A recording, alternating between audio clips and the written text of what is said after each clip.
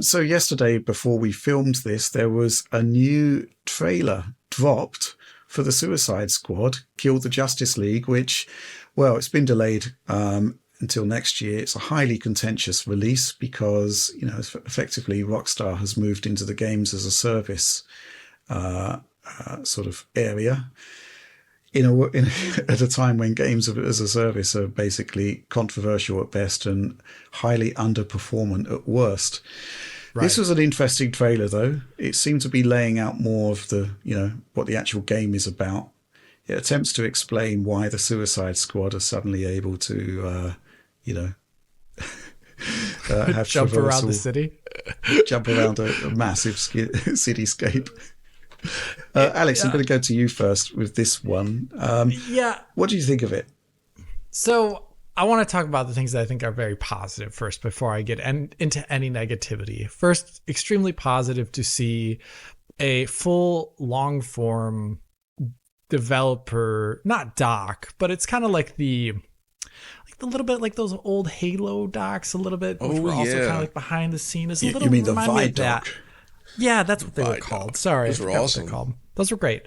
A little bit of that style, a little bit more flashy, I would say. But it tried to almost push against the initial impressions of the game based upon the original trailer. The original trailer gave the impression that you were just kind of like fighting faceless monster ghouls the entire game, and there was no like connective tissue of like the comic books or any sort of like lore as to why you're in this area and what you were doing. It all just seemed like contextless shooting colorful parts of enemy bits till the health bar goes down. Here they really pushed against that with the fact that they showed a number of uncut cinematic sequences alongside gameplay, but a lot of uncut cinematic sequences, and emphasized pretty heavily that this is a game that follows in the tradition of the previous games, where there is a large kind of cinematic aspect to the games, where they're trying to tell a story. The characters are not just faceless, whatever, make your own character people. They are, like their own personalities and whatnot. And I think that came across very strong in the trailer. And they did try and have some sort of lore justification why everything is the way it is. They also showed off the game running at up to 60 FPS here, and I'll talk about that in a second, but that is also good to see. I didn't see anything about what platform it was on, so it's really hard to know here exactly what that's about, but at least we saw something going up to at least 60 FPS, and I would be surprised if it wasn't 60 FPS on the consoles at some level based upon what we've seen here so far, at least in one of the modes the game potentially could have. Okay, so those are all great things. These are all things I think that we at DF have been trying to say that devs should be doing for a while. Less, like more concerted effort to show what your game is about, telling it from their perspective over a long form gameplay. Really great. My first critique of it, and which I think a lot of devs make the mistake when they put out these things, is just like the technical quality of the trailer itself. They obviously spent a lot of time and money on this, but it doesn't show up on YouTube because it's 1080p normal YouTube bitrate. I could not see textures throughout like the entire play of this thing. Like only like when the camera was super close to an object. Like the one time I think it goes like right up to Superman's like bodysuit, and it's like, oh, this game has textures. The rest of it just looks like amorphous clay at 1080p 60 on YouTube. It's not doing the game any favors to like make me think it looks visually attractive. No. And I think that's a huge mistake that so many devs make, and them showing the game like this on their own official channel. This wasn't republished anywhere. This was like 1080p 60 on their own channel. I have no idea what they're thinking. And I think, John, you can probably say something about that. Like that. Oh, I don't understand it at all. Like why they do that. Yeah, I was talking about this week as well in relation to the Portal reviews and the way people shot and upload those. And it does seem to be kind of a problem these days. It's fun to dunk on YouTube for its quality, but frankly, it can actually do better than I think people believe at this point. It all comes down to how the upload itself, the quality of the upload itself, right? Garbage in, garbage out. So, when you get these videos 1080p 60 max, or you have videos that are just 4K 30, That's part of it, but then there's also like the encoder settings that you use and various other things like that we pay very special attention to ensure that the videos look very crisp on YouTube. And YouTube can handle it, not perfectly. There is some degradation, but when it's running in, I guess it uses AV1 or VP9, I forget at this point. I think it depends. It uses H.264, VP9, and AV1. Okay, so all that stuff is there.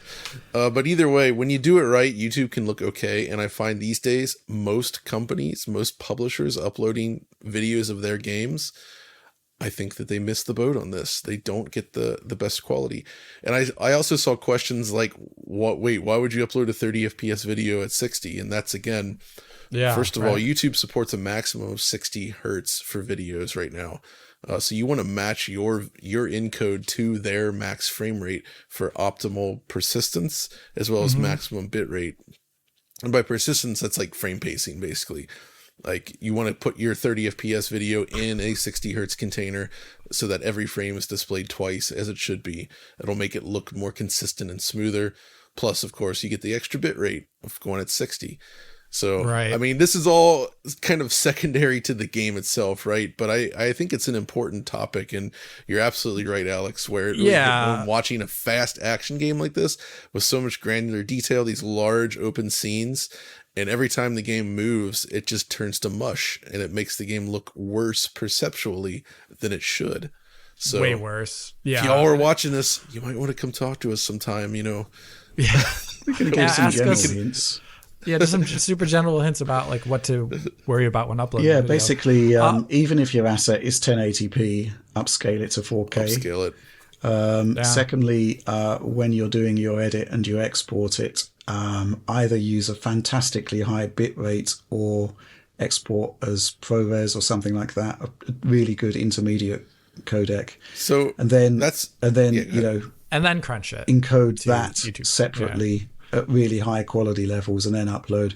You could even, if you've got gigantic bandwidth and you can wait for YouTube's processing for days on end, you could even upload the ProRes if you wanted. That's true. But essentially, when you've got like Premiere doing like 40 megabit exports, HEVC, that there's a chance it's not going to look great just from your initial asset before you upload it, and then YouTube's going to mangle it. But 1080p in particular seems to be, I suspect, what YouTube generally wants to generally streams at on average.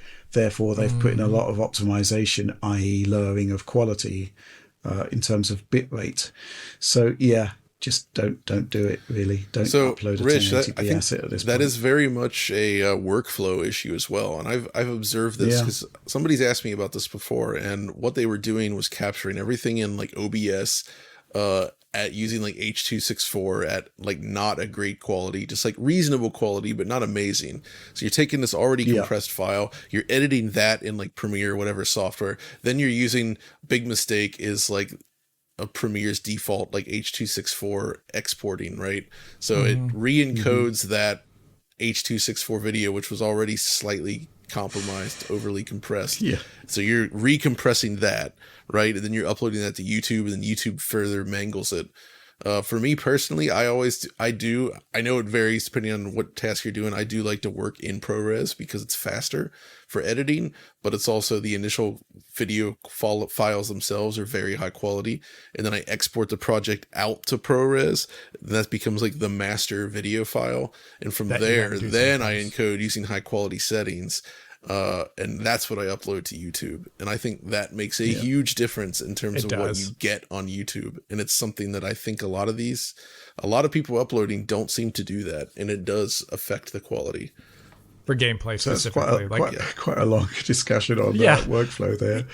Almost as if, John, you don't want to talk about Suicide Squad. Oh, no. Okay. Okay. Like Alex said, I actually would say that this video does feel like a response to those initial impressions earlier this year, where they slowed down and they tried to explain what this game is and actually show what it is, but also kind of lean a little bit more into the single player side, because back in that original video, they were very much about the the games as a service experience, right? There was the memes going around about like, we have this thing called the gear score, and everybody just like rolls their eyes like, oh my God. Jesus. Here I noticed them very specifically saying things like, yeah, you can play in co-op with your friends, or if you want, you can play completely in single player and, switch between the characters based on the story missions. And I felt like they were putting a lot more effort into really highlighting the fact that it is still a single player experience if you want it that way. And, I think some of the cutscene stuff they showed was quite good. I think the visuals, what I could see anyway through the 1080p 60 feed, I think it looks good. I would say it looks better than the not Rocksteady developed Gotham Knights. But still at 3:19 in the video, they cut to like a scene of Arkham Knight, right? And you see that whole skyline with that city, and it still somehow looks more visually striking than what they're doing in Suicide Squad. Like that game, my goodness, what an impressive accomplishment. But I mean, the gameplay here looked more fun, I would say, because it was less about just jumping, because that original trailer was just jumping all over the city, flying around and just shooting like glowy bits and watching numbers go up. Yeah, it did not look anything like a game. I fear that there's probably still plenty of that in here, but it does at least seem like there could still be an enjoyable experience for those that aren't looking for that. It remains to be seen, but I really feel like we've reached this like tipping point for games as a service. Like the general public reaction to them is often very poor. Mm-hmm. And I think a lot of this goes down to this: when you're out to build one of these games very specifically and you're trying to say, we've got all these things that make these games addictive in our game, I think that's not a good sales pitch. I think the real sales pitch is you have to make something that looks really interesting, fun, and exciting to players. And the service part is just a side thing, right? I don't play Genshin Impact, right? But that is a very popular game. And when you look at the way they present that to the audience, they're not focusing on like, yeah, we have all these types of things in here. It's about the story, the characters, the world. It presents something that entices people to want to give it a shot. And I think that's something that's missing with a lot of these more corporate driven mandates to get more games as a service out there. Because when you say the word out loud, it basically sounds like, oh, you're just making one of those games designed to like, extract money from me. Extract money from the player base over time. To also hammer point a little bit about them spending a lot of this trailer justifying the fact that why all these characters are jumping around and acting all, really fast and all these things. At the same time as them doing a great justification for it, I don't want to say it's contrived or anything like that. Comic books are all contrived. But, like, it does feel like sometimes, like, just watching it play out, since it is about shooting, and they call it a shooter even, it is very interesting why this is even a Suicide Squad game. And I would be very curious to see, like, how it was initially pitched in the universe itself. Because it feels like it could almost be a different setting. And it wouldn't, because, like, for example, like this, they say the city is like devoid of civilians because they've all been they've either been killed or turned into some sort of monsters. Or they've left. And, at that point in time, you're throwing away all of like the, like the stuff that you get in like Marvel Spider-Man with like all the people around the city interacting with you and like doing the silly stuff with Spider-Man. And you're like losing that city feel and it's just like an empty playground. At what point in time, like what is the point of it even taking place there in this place if it lacks a lot of other than the window dressing being there? Like what's the point? And so that's the one thing I kept thinking the entire time is like, but why does it need to be a Suicide Squad game given the mechanics being described? And that was the one thing that I was not so happy about because they show off the Green Lantern and also the Flash at one point interacting with each other in a cinematic, but like what does that bring to the game? And like you're going to kill like the Justice League at some point like over the course of this entire game, and is that it, or are those like the fun things, or are those just like really big boss level fights that are, I mean, I don't know how you guys feel about boss level fights in looter shooters, but I don't like them. Alex, they seem to suggest it was a boss fight for the major Justice League characters. So I mean, it's these games aren't for me anyways. But like, I'm just like curious, really, why is the setting the way it is? Yeah, I think the setting's the way it is because if you look at the DC universe, you've basically got the Injustice Gang or whatever they're called. But what is if your conceit is basically that you're going to take on the Justice League, who are basically the most powerful characters in the DC universe, well, what super teams are available that can actually have any kind of audience recognition? There aren't many. Yeah. I think it's Suicide Squad. Obviously, there's been a couple of movies. Everybody kind of knows who they are. Yeah, the thing at the beginning where they basically explained why they suddenly have these incredible traversal skills. It's spoilers that they looted the Justice League's headquarters and basically got all of this enhancement kit. I like that stuff. That's actually fun. Which does basically, drastically change who these characters are in the first place. Yeah, so it does. It's a bit of a double-edged sword there. All of a sudden, they're not who they were. Well, all I've really got to say about this is that I think basically there's still everything to prove, right? I think they need to be doing closed betas, open betas, and maybe some level of ability to, a free weekend that will allow you to take your progress into the full game. And I think that's basically the only sort of way to shut people up at this point, as to whether it's a game that's worth checking out. Man, just the idea of like progress and persistence. I don't know. It just the thing is why do people love Rocksteady's Batman games, right? And you kind of think that this game so far anyway is missing a large chunk of that. Like those Batman games specifically, they are almost multi-genre when you look at it, right? You have the beat 'em up sections where you're taking down dudes. That was fun and actually innovative for the time. There's the excellent Predator sections where you're actually stealthing through areas. There's the more detective related stuff. There's the exploration. There's all these different facets of the game design that I think gel into a cohesive whole. And you actually feel like you're making progress through the world. And even though city and night took place within cities, those cities were relatively constrained. And I would say they were more like a game level than just an open environment. And as you gained these powers and abilities and progressed through the game, you would then gain access to new areas to explore, which again were effectively levels. And I think this variety of gameplay drove it forward. Thus far, Suicide Squad, they haven't shown anything like that, right? Variety-wise, yeah. Right. All the gameplay seems to be just the kind of fast-paced running around, shooting, attacking dudes. So is there more to it? Is there going to be the stealth stuff? I know some people dunk on it, stealth as a concept, but I think we can all agree that the Arkham games did that very well.